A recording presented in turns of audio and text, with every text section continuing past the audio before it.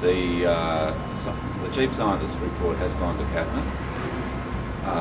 The strong evidence is that there are big reservations by the chief scientist about the pulp mill, particularly about the outfall, and yet the Prime Minister is determined to find a way for John Gay and Guns to have their polluting pulp mill. Now this is a politician, John Howard, getting in the way of scientific, environmental and business good sense. And we have to hope now that the Minister for the Environment will stand up against the Prime Minister, who's determined to have this pulp mill, despite the pretty disgusting evidence there is against it.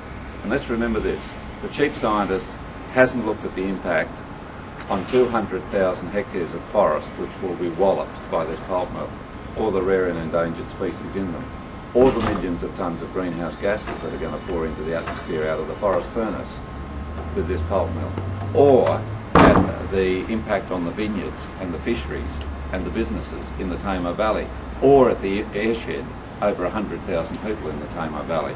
Chief scientist is looking at this much of this and has found big problems. We haven't got those specified. We're apparently not going to hear about them until Malcolm Turnbull gets back from overseas.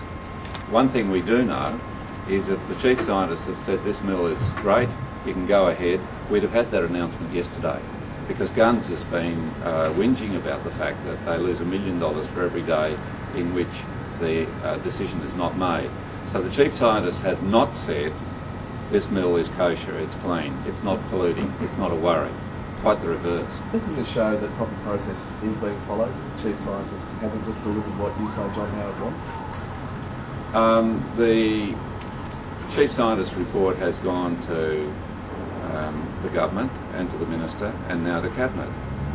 What is very clear though is that John Howard wants the pulp mill, and we're all left in the dark until we get the chief scientist's report.